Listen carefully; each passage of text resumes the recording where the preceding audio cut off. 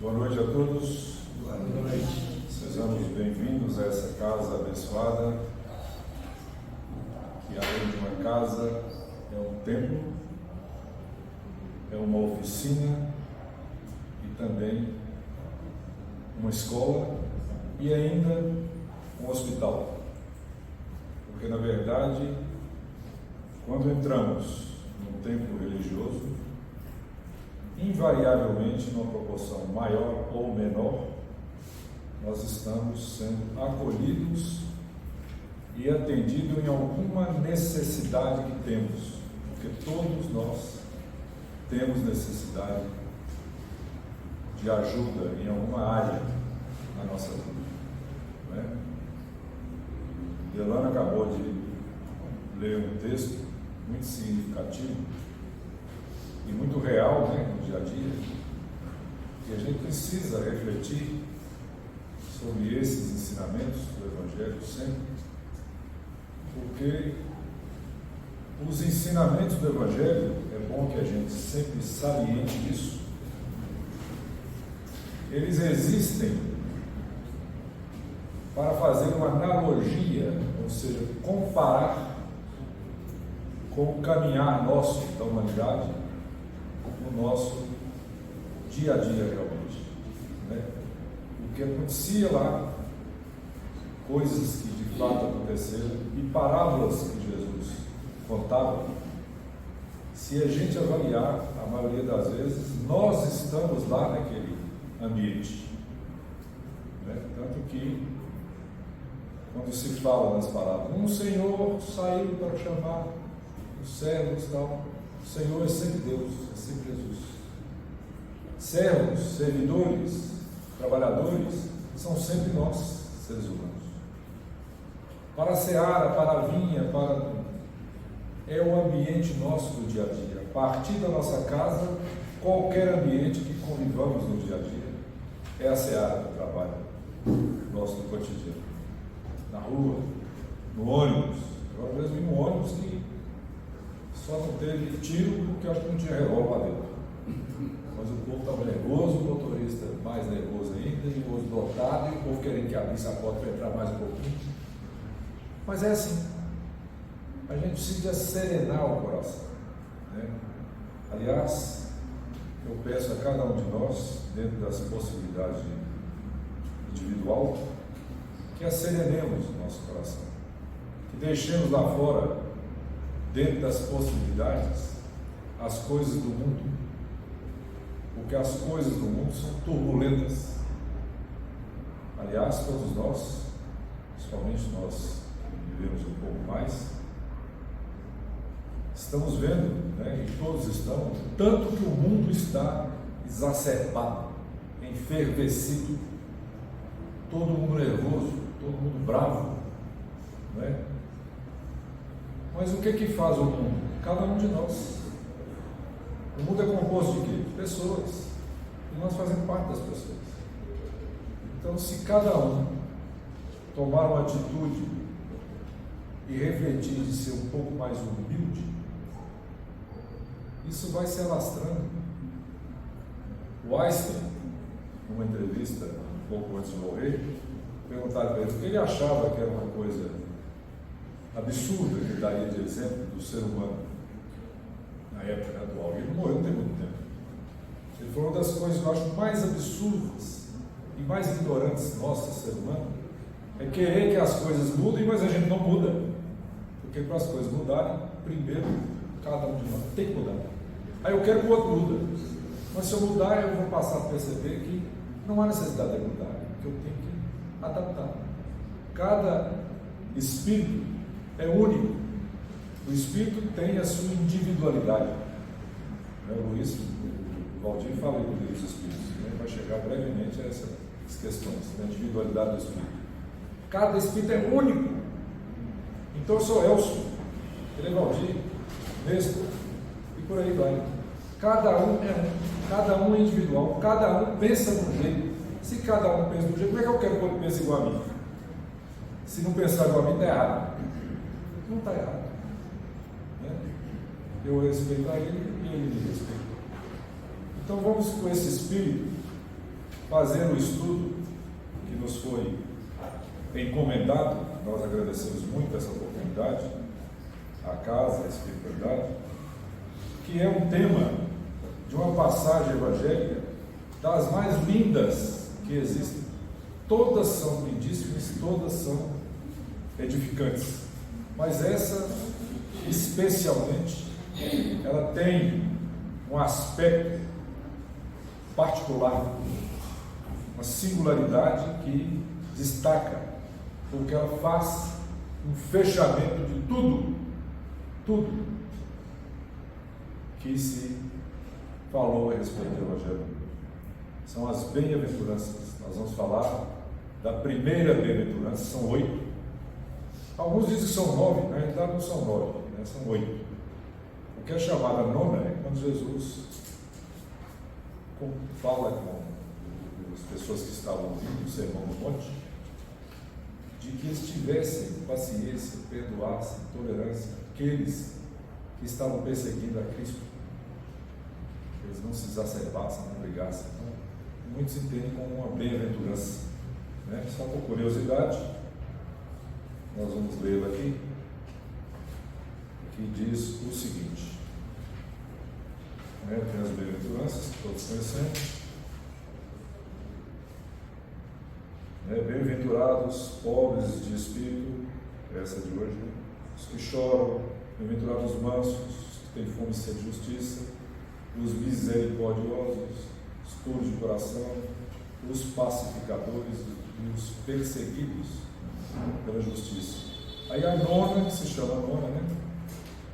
É bem-aventurados ser-vos-ei, vós, quando vos injuriarem, perseguirem e mentir todo mal contra mim, em meu nome. Né? Mas isso são detalhes. Nunca se prendam a detalhes de ensinamento nenhum. Porque muitas vezes, nenhum não, muitas vezes eles não são relevantes. Né? Ah, o cego de Jericó. Ah, não, são 3 cegos de Jericó. Não, tem mais 2, não é um. Esquece esses detalhes em que se discute, né? São 9, são 8, são. Tira o ensinamento. Isso é que importa. O que está passando de ensinamento nessa passagem?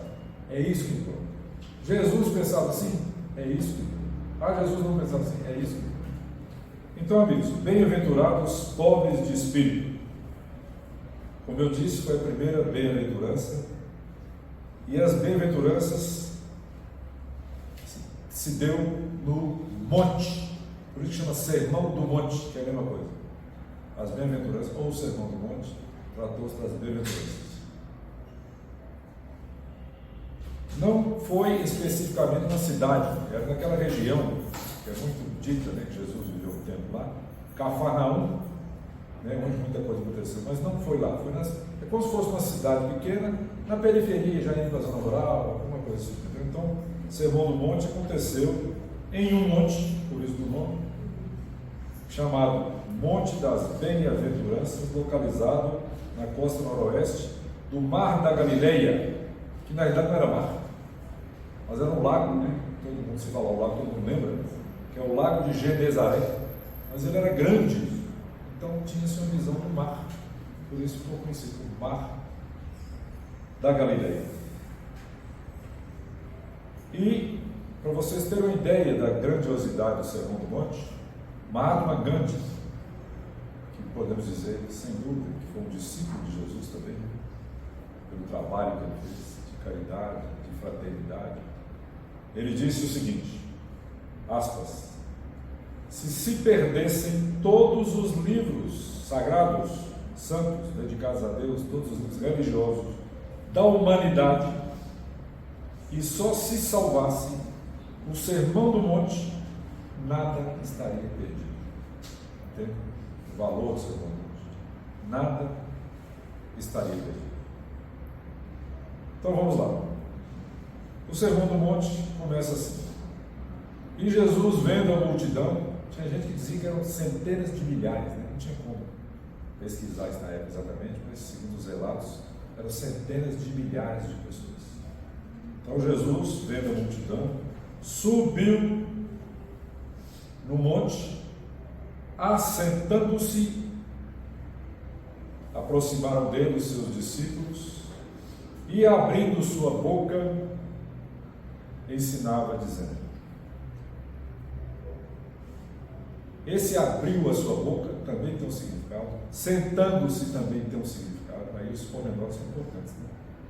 Porque Jesus fazia, como hoje ensina aos pedagogos, né, a evangelização, principalmente criança, que você fica no nível dela.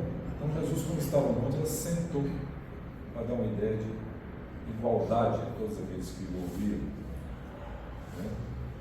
Imagina a multidão, imagina a expectativa de ouvir Jesus.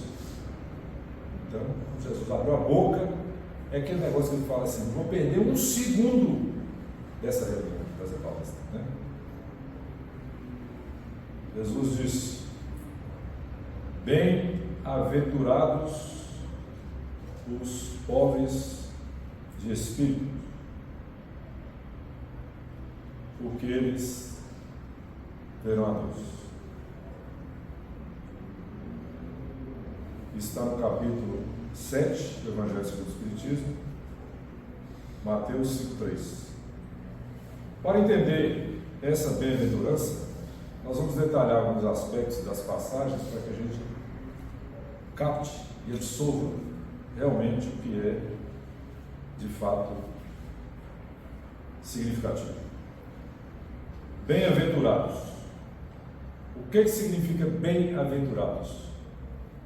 Significa bem felizes. Sinônimo de felicidade, aventurança. E essa felicidade promovida por Cristo não é a felicidade que nós conhecemos no mundo, que ela é momentânea, ela é instantânea e muitas vezes com necessidade de um suporte material. É uma bem-aventurança, uma felicidade espiritual, onde você não precisa de estar calcado em nada do mundo para que você esteja feliz. Você está feliz. É uma sensação íntima, coisa de coração e mente, né? Ela é conquistada por valores, baseada nas leis morais, fazendo-nos aproximar e se instalar no seio do Senhor. Então, esse é o significado dessa bem-aventurança, dessa felicidade. Porque a gente fala assim: você é feliz? A gente fica também na dúvida. Não, eu sou. Não, de vez em quando eu sou. Eu tenho momentos felizes. Na verdade, nós temos momentos felizes na Terra, né? Porque Jesus já dizia: no mundo tereis aflições. Eu venci o mundo. Então, nós temos aflições. Agora, essa felicidade ela é constante, essa verdadeira felicidade. Pobres de espírito. Essa, então, é um entendimento equivocado, generalizado. Na verdade, a gente fala assim, deveria, né? Em termos didáticos, claro, porque Jesus não fez nada errado, né? Para entendimento, para didática, pobres em espírito. Porque há um entendimento equivocado do ser humano. Você fala assim: quem é aquele cara? E ele, que não é um pobre de espírito? Não é um pobre coitado, bobo. É um jacu. No interior eles falam assim, jacu. Não é isso que é pobre de espírito. De jeito nenhum. Pobre de espírito pode ser um milionário, desde que ele tenha características de uma criatura humilde, serena, fraterna. Ele é uma pessoa pobre de espírito, né? Um espírito simples. Esse é o significado do pobre de espírito. Um espírito simples, despojado de orgulho e egoísmo. Então esse é o pobre de espírito, né?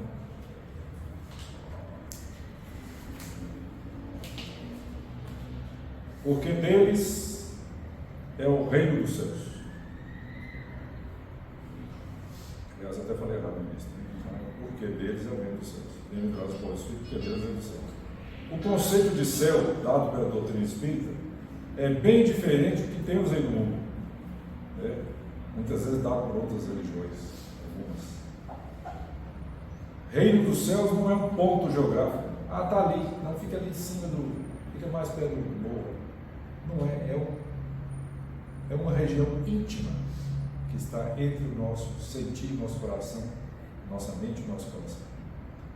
É uma sensação, não é um estado geográfico, não é um ponto que se direciona. O reino de Deus não vem com aparências exteriores. Não vem. Ele vem com sensações, com leveza, com paz. Então a gente já começa a entender melhor. Bem-aventurados os pobres de espírito, porque deles é o reino dos céus. Né? Sereno, tranquilo, em paz, despojado de problemas. Né? Então ele vai só aproximando de Deus. Então esses são os bem-aventurados. Então nós vamos colocar aqui alguns conceitos, algumas observações que são muito importantes. Na psicografia de Chico Xavier, o Espírito Emmanuel afirma que a humildade é uma virtude, infelizmente, pouco ainda conhecida. Olha que loucura. Pouco conhecida. E, sem o reflexo dela, a criatura se sente proprietária exclusiva dos bens que a cercam, despreocupada da sua condição real de espírito, convertendo a própria alma em cidadela de ilusão. Não é isso? A conquista da humildade aceita-se sem constrangimento. Na conquista da humildade aceita-se sem constrangimento a obrigação de trabalhar, de servir ao outro em benefício de todos. Emmanuel diz que a humildade patrocina o progresso e apoia-se na permanente renovação para o bem. Cultivá-la é avançar para frente. Recomeçar é a oportunidade divina do Evangelho de Jesus, permitindo-nos a libertação das zonas limitantes do próprio eu. O que Jesus disse? Conhecereis a verdade e a verdade vos libertará. Qual é a verdade? Nós estamos perseguindo a verdade. Nós não somos espíritas, cristãos. Então vamos estudar o Evangelho, que nós vamos entender gradativamente o que é a verdade. Jesus disse: conhecereis a verdade e a verdade vos libertará. Essa passagem aqui é muito interessante para falar de humildade. Está no livro Boa Nova de Humberto de Campos, no item 11, capítulo 11, que chama o Sermão do Monte. Me permitem, vou lê-lo, porque vale a pena. Isso foi na época que já estava essa efervescência lá de Jesus, né? Fazendo essas pregações e aproximando, né, daquele momento. Ele iria logo depois para Jerusalém, passou por Jericó, onde tem aquela passagem lindíssima do cego de Jericó, e lá em Jerusalém não voltou mais, foi crucificado.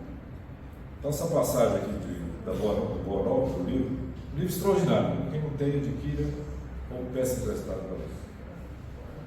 Difundir as primeiras claridades da Boa Nova é sinal do Evangelho. Quando você fala Boa Nova, sinal do Evangelho, de Bíblia. Difundindo as primeiras claridades da Boa Nova, todos os enfermos derrotados da sorte daquela região lá de Cafarnaum, Corazim, Magdala, Betsaida, Dalmanuta e outras, enchiam Cafarnaum, onde Jesus estava, e os discípulos estavam. Como era mais difícil falar com Jesus, eles procuravam os discípulos, doentes, enfermos, feridos, leprosos, pessoas de todo tipo de dificuldade que existia. Os companheiros do mestre eram os mais visados, porque era mais fácil aproximar deles, né? Eles sabiam onde eles moravam e tal, né? E aproximaram deles. De vez em quando, Felipe, um dos discípulos, era assaltado, né, abordado por uma onda de doentes. Pedro tinha a casa rodeada de criaturas desalentas e tristes. Todos queriam o auxílio de Jesus e iam atrás dos discípulos, porque muitos deles já tinham a fama de curar também, ou então de fazê-los aproximar mais de Cristo. Aos primeiros dias do apostolado, um pequeno grupo de infelizes, prestem bem atenção nesse trecho aqui, é muito importante. Aos primeiros dias do apostolado, um pequeno grupo de infelizes procurou Levi, que era o Mateus, que chamava-se Levi, ele era cobrador de impostos, né?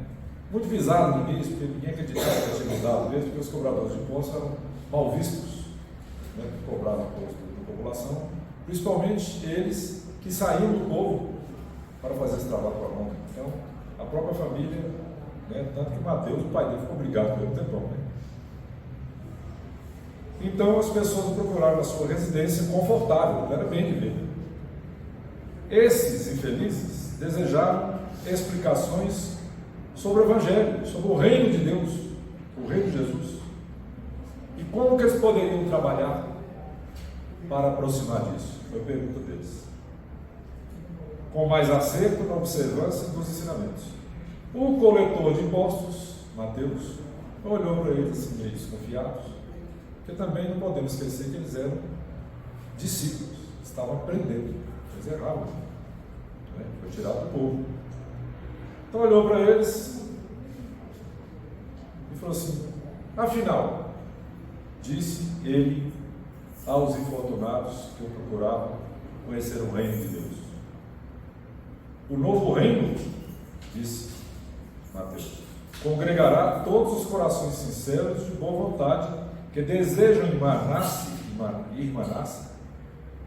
como filho de Deus. Mas que podeis fazer na situação em que vos encontrais? Ele falando com os três. Aí dirigiu o primeiro. Lisandro, aleijado como tu és, você vai ajudar em quê? Você não consegue nem caminhar. Você não consegue nem dar conta de si mesmo. Aí virou para o outro e falou assim: e tu, Áquilas, que foste abandonado pela sua própria família, você tem problema com a sua família? Como é que você vai querer ajudar pessoas necessitadas? E foi o terceiro, que era o Pafos. Falou: Pafos, acaso você conseguiria desenvolver alguma coisa em prol do outro com as aflições que você tem no seu dia a dia? Olha bem. E essas pessoas procurando acalento, procurando um apoio. E o Mateus falou isso com eles. Os interpelados se entreolharam cabisbaixos e humilhados. Somente então chegaram a reconhecer as suas penosas deficiências. Ou seja, está se sentindo inúteis depois daquela fala de Mateus. Né? Realmente não serviu para nada.